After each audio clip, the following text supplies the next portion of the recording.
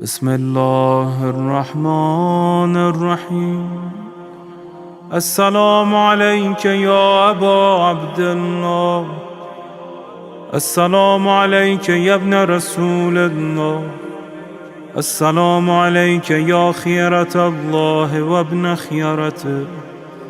السلام عليك يا ابن أمير المؤمنين وابن سيد الوصيين. السلام عليك يا ابن فاطمة سيدة نساء العالمين. السلام عليك يا ثار الله وابن ثاره والوتر الموتور. السلام عليك وعلى الأرواح التي حلت بفنائك. عليكم مني جميعا سلام الله أبدا ما بقيت وبقي الليل والنهار. يا أبا عبد الله، لقد عظمت الرزية وجلت وعظمت المصيبة بك علينا وعلى جميع أهل الإسلام، وجلت وعظمت مصيبتك في السماوات على جميع أهل السماوات. فلعن الله أمة أسست أساس الظلم والجور عليكم أهل البيت، ولعن الله أمة دفعتكم عن مقامكم وأزالتكم عن مراتبكم التي رتبكم الله فيها، ولعن الله أمة قتلتكم، ولعن الله الممهدين لهم بالتمكين من قتالكم. برئت إلى الله وإليكم منهم ومن أشياعهم وأتباعهم وأوليائهم. يا أبا عبد الله، إني سلم لمن سالمكم وحرب لمن حاربكم إلى يوم القيامة. ولعن الله آل زياد وآل مروان، ولعن الله بني أمية قاطبة، ولعن الله ابن مرجانة، ولعن الله عمر بن سعد، ولعن الله شمرا، ولعن الله أمة أسرجت وألجمت وتنقبت لقتالك. بأبي أنت وأمي، لقد عظم مصابيبك، فأسأل الله الذي أكرم مقامك وأكرمني بك أن يرزقني طلب ثارك مع إمام منصور من أهل بيت محمد صلى الله عليه وآله. اللهم اجعلني عندك وجيها بالحسين عليه السلام في الدنيا والآخرة. يا أبا عبد الله، إني أتقرب إلى الله وإلى رسوله وإلى أمير المؤمنين وإلى فاطمة وإلى الحسن وإليك بمضالاتك وبالبراءة ممن قاتلك ونصب لك الحرب، وبالبراءة ممن أسس أساس الظلم والجور عليكم. وأبرأ إلى الله وإلى رسوله ممن أسس أساس ذلك وبنى عليه بنيانا وجرى في ظلمه وجوره عليكم وعلى أشيائكم.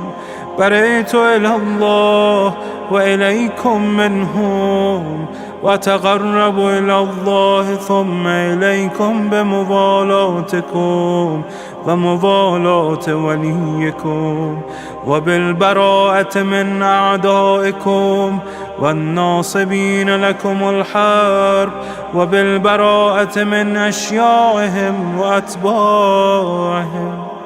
إني سلم لمن سالمكم، وحرب لمن حاربكم، وولي لمن والاكم، وعدو لمن عاداكم.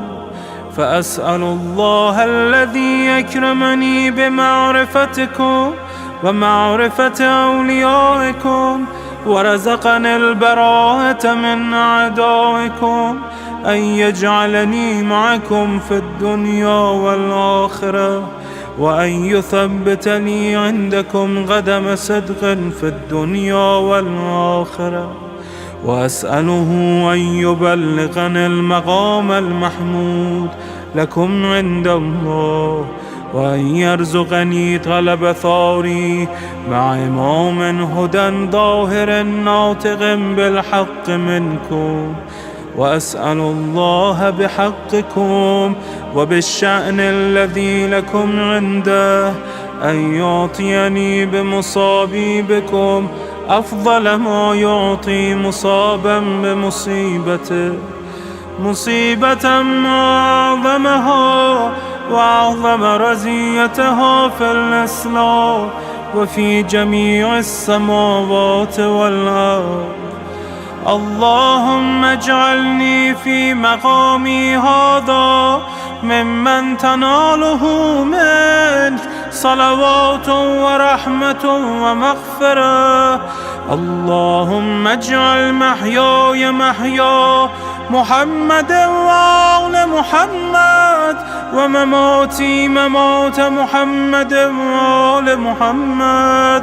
اللهم إن هذا يوم تبركت به بنو أمية وابن آكلة الأكباد، اللعين ابن اللعين على لسانك ولسان نبيك صلى الله عليه وآله، في كل موطن وموقف وقف فيه نبيك صلى الله عليه وآله.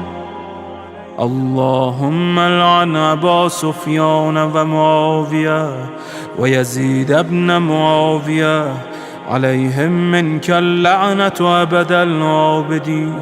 وهذا يوم فرحت به آل زياد وآل مروان بقتلهم الحسين صلوات الله عليه.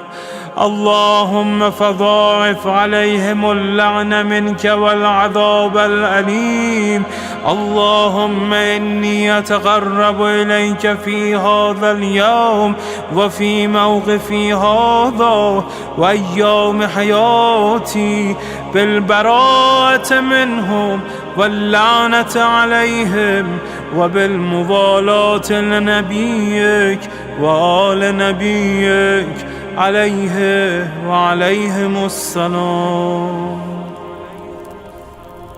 اللهم لعن أول ظالم ظلم حق محمد وآل محمد، وآخر تابع له على ذلك. اللهم لعن العصابة التي جاهدت الحسين وشايعت وبايعت وتابعت على قتله. اللهم لعنهم جميعا.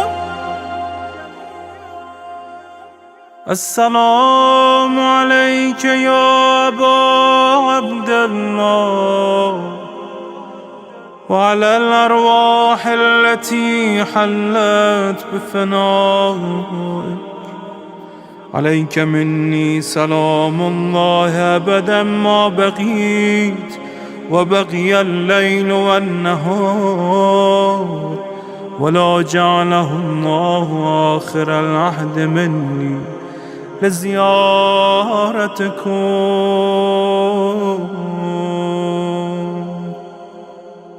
السلام على الحسين وعلى علي بن الحسين وعلى أولاد الحسين وعلى أصحاب الحسين.